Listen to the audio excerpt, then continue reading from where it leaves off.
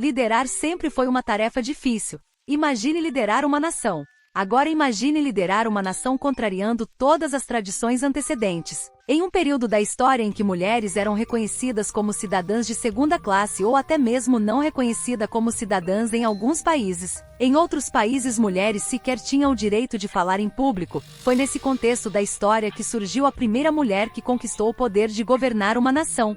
Em um mundo onde o poder, a política e as decisões mais importantes eram exclusivamente masculinos. Agora, imagine uma mulher desafiando todas essas barreiras e tomando o controle de uma nação. Essa mulher foi Serimavo Bandaranaike. Nascida em 17 de abril de 1916 no Elavala Valalva, em Ratnapura, no Ceilão britânico. Sua mãe era Rosalind Hilda Mahabalatene Komariami, uma médica de renome que exercia a Ayurveda, e seu pai era Barnes Hatvat, um político. Seu avô materno, Mahabalatene, e mais tarde seu pai, serviram como rei Mahatmaya, uma função de chefia, da cidade de Balangoda. Seu pai era membro da Hadala, a nobreza hereditária do reino de Kandya. Sua ancestralidade paterna incluía seu tio Jayatilaka Kuda Hatvat, a primeira pessoa de origem Kandya a receber o título de cavaleiro britânico, bem como cortesãos que serviram a monarcas singaleses. Um deles, Hatvat, foi signatário da Convenção de Kandyan de 1815. Serima era a mais velha de 6 filhos. Tinha 4 irmãos, chamavam-se Barnes Jr., Sevali Maki e Clifford, e uma irmã que se chamava Patrícia, que se casou com o coronel Edward James de Vitotavela, fundador do Comando Central do Exército do Ceilão. A família residia na Valalva, ou mansão colonial, do avô materno de Sirima, Mahabalatene, e mais tarde em sua própria Valalva em Balangoda. Desde de criança, Sirima tinha acesso à vasta biblioteca de obras literárias e científicas de seu avô. Inicialmente estudou em um jardim de infância particular em Balangoda, mudando-se brevemente em 1923 para as turmas primárias do Colegial Ferguson, em Ratnapura, sendo então enviada para um internato no convento de Santa Brígida, em Colombo.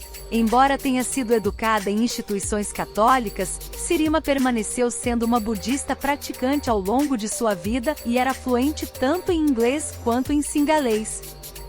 Depois de completar seus estudos aos 19 anos, Sirima se envolveu com o trabalho de assistência social, distribuindo alimentos e remédios para aldeias na selva, organizando consultas e ajudando a criar uma indústria rural para melhorar os padrões de vida das mulheres das aldeias.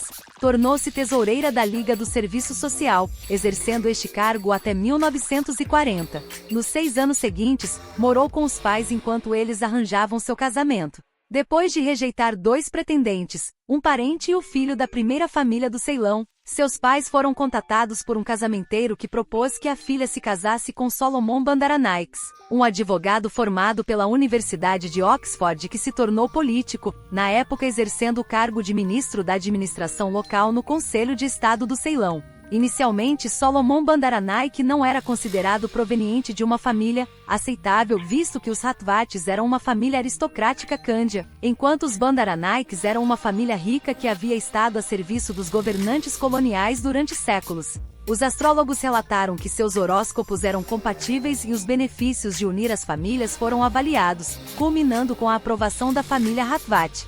O casal, que já havia se conhecido, concordou com a escolha. Em 2 de outubro de 1940, Hatvat e Bandaranaike se casaram, em um evento que, por conta de sua grandeza, foi apelidado de "o casamento do século" pela imprensa. Os recém-casados se mudaram para Wentworth, na capital Colombo. Suas filhas, Sunetra nasceu no ano de 1943, e Chandrika nasceu no ano de 1945. Ali a família viveu até o ano de 1946, quando o pai de Solomon Bandaranaike comprou para eles uma mansão conhecida como Tintagel, em Rosmead Place, Colombo. Deste ponto em diante, a família viveu uma parte do ano em Tintagel, e a outra parte na mansão ancestral de Solomon Bandaranaike, a Oragola Valalva. O filho, Anura, nasceu em Tintagel no ano de 1949. Nos 20 anos seguintes, Sirima dedicou a maior parte de seu tempo para criar sua família e bancar a anfitriã para muitos conhecidos de seu marido na política. Todos os 3 filhos dos Bandaranaikes foram educados no exterior. Sunetra estudou em Oxford, Chandrika na Universidade de Paris e Anura na Universidade de Londres. Mais tarde, ao retornarem ao país, os três ocuparam funções no governo do Sri Lanka. Em 1941, Bandaranaike ingressou na Lanka Mahila Samiti, Associação das Mulheres do Sri Lanka, a maior organização voluntária composta por mulheres do país. Participou de muitos dos projetos sociais iniciados pela organização e voltados ao empoderamento das mulheres rurais e ao auxílio a catástrofes. Um de seus primeiros projetos foi um programa agrícola para suprir a escassez de produção de alimentos. Seu primeiro cargo, o de secretária da organização, envolvia reuniões com especialistas em agricultura para desenvolver novos métodos de produção de safras de arroz. Com o tempo, Bandaranaike exerceu as funções de tesoureira, vice-presidente e eventualmente presidente da Mahila Samiti, mantendo foco em questões como a educação de meninas, direitos políticos das mulheres e planejamento familiar. Também integrou a Associação de Mulheres Budistas do Ceilão, a Sociedade do Câncer, a Associação Nacional do Ceilão para a Prevenção da Tuberculose e a Associação para o Bem-Estar das Enfermeiras. Bandaranaike frequentemente acompanhava Solomon em viagens oficiais, tanto locais quanto no exterior. O casal esteve presente depois do atentado no hospital psiquiátrico em Angola que foi bombardeado pelos japoneses em 1942, matando muitas pessoas. Quando Ceilão se tornou autônomo em 1947, Solomon Bandaranaike tornou-se mais ativo no movimento nacionalista. Ele concorreu, e foi eleito para a Câmara dos Representantes pelo Distrito Eleitoral de Atanagala, nomeado ministro da Saúde e em seguida líder da Câmara. Solomon Bandaranaike ficou cada vez mais frustrado com o funcionamento interno e as políticas do Partido Nacional Unido. Embora não encorajasse a esposa a se envolver em assuntos políticos e a ignorasse na frente de seus colegas, Solomon passou a respeitar suas opiniões. Em 1951, ela convenceu-o a deixar o Partido Nacional Unido e estabelecer o Partido da Liberdade do Sri Lanka. Bandaranaike fez campanha no distrito enquanto ele viajava pelo país para angariar apoio no decorrer da eleição de 1952. Embora o Partido da Liberdade tenha conquistado apenas 9 cadeiras durante essa eleição, Solomon foi eleito para o parlamento e se tornou líder da oposição. Quando novas eleições foram convocadas em 1956 pelo primeiro-ministro John Kotelavala, Solomon Bandaranaike sentiu uma oportunidade e formou uma ampla coalizão de 4 partidos. Bandaranaike mais uma vez fez campanha para seu marido em Atanagala, em sua cidade natal de Balangoda, e em Ratnapura pelo Partido da Liberdade. O Mahajana Eksat Peramuna obteve uma vitória esmagadora e Solomon Bandaranaike tornou-se o primeiro-ministro. Durante uma visita oficial à Malásia por ocasião de sua independência em 1957, o casal teve que interromper sua estadia por lá quando receberam a notícia de que o pai de Bandaranaike estava gravemente doente após sofrer um ataque cardíaco. Ele morreu 2 semanas após o retorno do casal. 2 anos após a morte do seu pai, Bandaranaike estava em casa, no Rosmiad Place, na manhã de 25 de setembro de 1959, quando Solomon Bandaranaike foi baleado várias vezes por um monge budista, descontente com o que ele acreditava ser a falta de apoio à medicina tradicional. Bandaranaike acompanhou seu marido ao hospital, onde ele sucumbiu aos ferimentos no dia seguinte. No caos político que se seguiu sob o governo provisório de Vijayananda Dhanayake, muitos ministros foram removidos e alguns foram presos e julgados pelo assassinato. A coalizão Mahajana Eksat Peramuna entrou em colapso sem a influência do Solomon, e eleições foram convocadas para março de 1960 para escolher o novo parlamentar que representaria o Distrito Eleitoral de Atanagala. Bandaranaike relutantemente concordou em concorrer como candidata independente, mas antes que a eleição pudesse ser realizada, o parlamento foi dissolvido, e ela decidiu não concorrer ao cargo nas próximas eleições. Quando a eleição foi realizada em março de 1960, o Partido Nacional Unido obteve uma maioria de 4 assentos sobre o Partido da Liberdade do Sri Lanka. O novo primeiro-ministro, Dudley Senanayake, foi derrotado em uma moção de desconfiança 1 mês após assumir o cargo e uma segunda eleição geral foi convocada para julho de 1960. Em maio de 1960, Bandaranaike foi eleita por unanimidade presidente do Partido da Liberdade por seu comitê executivo, embora na época ainda estivesse indecisa sobre concorrer na eleição de julho. Repudiando os laços do antigo partido com comunistas e trotskistas, no início de junho passou a fazer campanha, prometendo levar adiante as políticas de seu marido falecido, em particular, o estabelecimento de uma república, a promulgação de uma lei que fixasse o singalês como a língua oficial do país e o reconhecimento da predominância do budismo, ainda que tolerando que o povo tamês fizesse uso de sua própria língua e seguisse a fé hindu. Embora existisse populações tamês no país por séculos, muitos ceilaneses os viam como imigrantes temporários. Com a independência do Ceilão, a Lei de Cidadania de 1948 impediu que os tamês indianos obtivessem a cidadania, tornando-os apátridas. A política de Solomon Bandaranaike em relação aos apátridas tamês era vista como moderada, concedendo certo grau de cidadania e permitindo que trabalhadores produtivos permanecessem. Seu sucessor, Dudley Senanayake, foi o primeiro a recomendar a repatriação compulsória desta população. Bandaranaike viajou pelo país e fez discursos emocionantes, frequentemente caindo em lágrimas ao se comprometer a continuar as políticas de seu falecido marido. Suas ações lhe renderam o título de a Viúva Chorosa, cunhado por seus oponentes. Em 21 de julho de 1960, após uma vitória esmagadora do Partido da Liberdade, Bandaranaike foi empossada como a primeira mulher primeira-ministra do mundo, assumindo simultaneamente os ministérios da Defesa e das Relações Exteriores. Como na época não era uma parlamentar eleita, mas líder do partido que detinha a maioria no legislativo, a Constituição exigia que se tornasse membro do parlamento dentro de 3 meses se quisesse permanecer no cargo de primeira-ministra. Para lhe dar lugar, Manameldura Piadasa de Zoysa renunciou à sua cadeira no Senado. Em 5 de agosto de 1960, o governador-geral Gonet Lek nomeou-a para o Senado do Ceilão, a Câmara Alta do Parlamento. Inicialmente lutou para navegar pelas questões que o país enfrentava, contando com um membro do gabinete e seu sobrinho Félix Dias Bandaranaike. Os oponentes fizeram comentários desdenhosos sobre seu gabinete de cozinha no decorrer do mandato, continuaria a enfrentar sexismo semelhante. Em um momento da história em que a ideia de uma mulher liderar um país era quase impensável para o público, Bandaranaike ajudou a aumentar a percepção global sobre as capacidades das mulheres.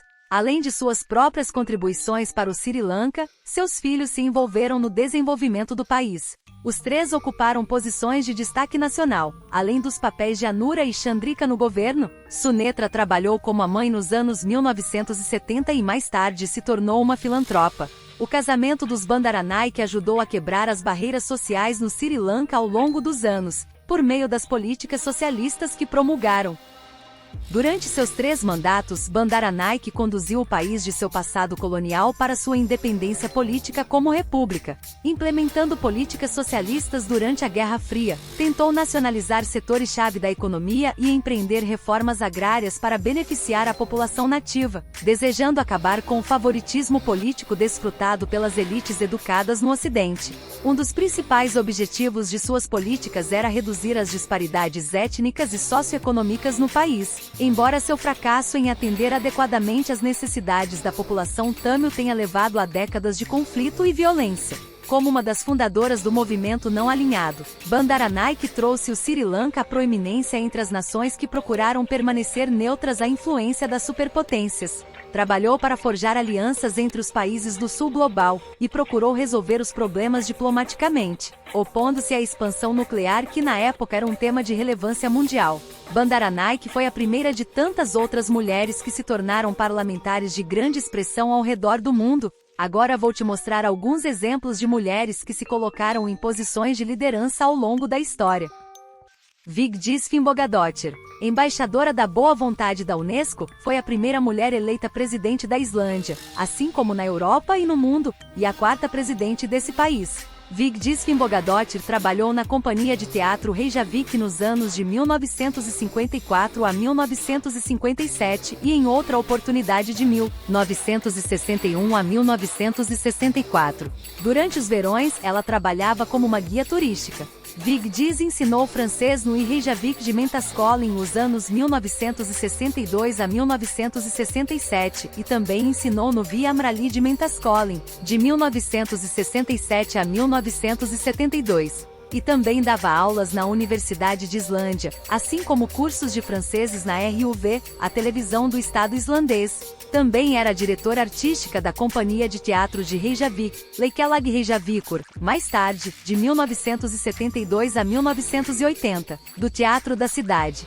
De 1976 a 1980, foi um membro do Comitê Consultivo em Casos Culturais nos países nórdicos. Em 1996 fundou o Conselho das Mulheres de Líderes do Mundo na Escola de John F. Kennedy, na Universidade de Harvard. 2 anos mais tarde foi apontada presidente da Comissão Mundial da Organização Educacional, Científica e Cultural das Nações Unidas, nas éticas do conhecimento científico e da tecnologia. Quando Fimbulgadóttir foi eleita para o cargo político mais alto de seu país, ela fez história como a primeira mulher no mundo a ser eleita presidente e também como a mulher que mais tempo ocupou essa posição. Durante seus 16 anos de mandato, entre 1980 e 1996, ela se tornou um exemplo inspirador para muitas mulheres e meninas islandesas, encorajando-as a se envolverem na vida política do país. Fimbulgadóttir era uma mulher divorciada e mãe solteira quando assumiu a presidência, enfrentando considerável resistência na época, a qual respondia com astúcia. Além disso, é uma sobrevivente de câncer de mama. Quando questionada sobre como lideraria o país com apenas um seio, ela replicou com sagacidade: "Nunca foi minha intenção amamentar a nação." Mais uma mulher que demonstrou todo o pulso para liderar uma nação foi Isabel Perón. Nasceu em 4 de fevereiro de 1931, em La Rioja, Argentina, com o nome de Maria Estela Martínez Cartas. Foi a primeira mulher a liderar uma nação na América Latina. Antes de sua entrada na política, trabalhou como dançarina e conheceu o ex-presidente argentino Juan Domingo Perón, com quem se casou em 1961. Quando Juan Perón voltou ao poder em 1973, Isabel se tornou sua vice-presidente. E menos de um ano depois, Juan Domingo Perón faleceu em 1º de julho de 1974, enquanto exercia o cargo de presidente da Argentina. Ele tinha 78 anos e a causa da morte foi uma parada cardíaca, resultado do agravamento de uma doença arterial coronariana que ele sofria há vários anos. Após a morte de Juan Perón em 1974, Isabel assumiu a presidência da Argentina. Isabel Perón manteve o pacto social que inicialmente herdou de seu marido, e teve sucesso com as reformas como a promulgação, no final de 1974, de impostos sobre os salários para fortalecer o sistema de aposentadoria pública. Em seu primeiro ano de mandato, a economia manteve-se estável. Nesse ano, a produção industrial subiu 8,3%. Durante sua administração, começou algumas obras de infraestrutura para o desenvolvimento das províncias argentinas que fazem fronteira com o Chile. Em 1975, iniciou-se a construção da barragem Água del Toro, para aproveitar a energia das quedas e aumentar a irrigação de 90 mil hectares. Logo após seu governo, enfrentou grandes desafios como uma economia em crise, a crescente violência política e os conflitos internos com facções militares. Seu mandato foi marcado por tentativas de estabilizar o país, mas, em meio ao aumento da repressão e à instabilidade, ela foi deposta. No dia 24 de março de 1976, um golpe de Estado orquestrado pelos líderes das 3 forças, constituídos pela junta militar, pôs fim a seu governo. Isabelita Perón foi posta em prisão domiciliar na província de Neuquén e depois numa fazenda na localidade de San Vicente, localizada na região metropolitana de Buenos Aires. Uma vez libertada pela ditadura, em julho de 1981, radicou-se em Puerta de Hierro, Madrid. Seu exílio espanhol implicou a cessação de sua atividade política, ainda que tenha voltado ocasionalmente à Argentina. O plebiscito sobre o canal de Beagle foi ocasião de sua última aparição como figura histórica do peronismo, cujos setores mantinham respeito pela presidente. Nos anos 90, a ex-presidente recebeu uma compensação pela expropriação sofrida durante o golpe militar e por ter sido preso político. Em 2013, devido à deterioração da saúde, assinou seu testamento, em que doa 90% de seu patrimônio para caridade e os restantes 10% para suas sobrinhas e funcionários. Outra mulher a assumir o cargo máximo de uma nação foi Corazón Aquino. Maria Corazon Cojuanco Aquino, cujo nome de nascimento é Maria Corazon Sumulon Cojuanco Paniqui. Nasceu em 25 de janeiro de 1933, também conhecida por Core Aquino. Foi presidente das Filipinas entre 25 de fevereiro de 1986, data do afastamento do poder do ditador Ferdinand Marcos, e 30 de junho de 1992. Foi a líder do movimento que derrubou a ditadura em seu país, sendo considerada a heroína desse movimento. Foi a primeira mulher a ocupar a chefia de Estado de um país asiático. Corazon era de uma rica família sino-filipina. Casou-se em 1954 com Benigno Aquino, com quem teve 5 filhos.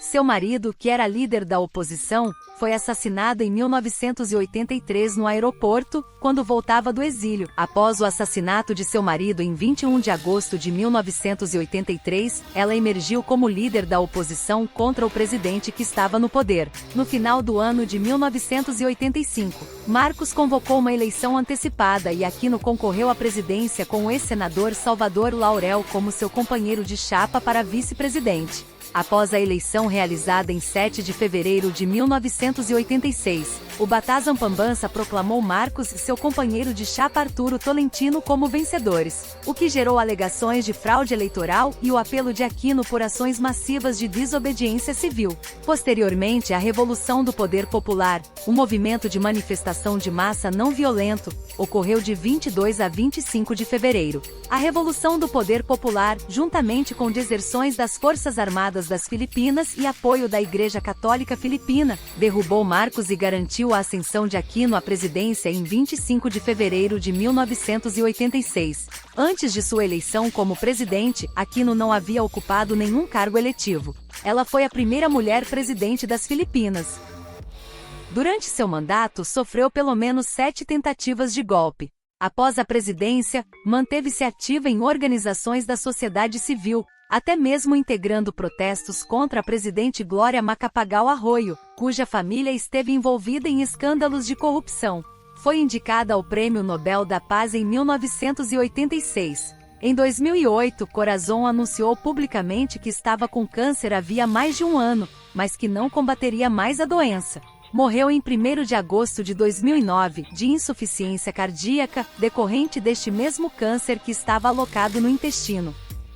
E por último, mas não menos importante, uma das figuras que muito se destacou no cenário político brasileiro, Dilma Vana Rousseff, mais conhecida como Dilma Rousseff. Nascida na cidade de Belo Horizonte, em 14 de dezembro de 1947, é uma economista e política brasileira.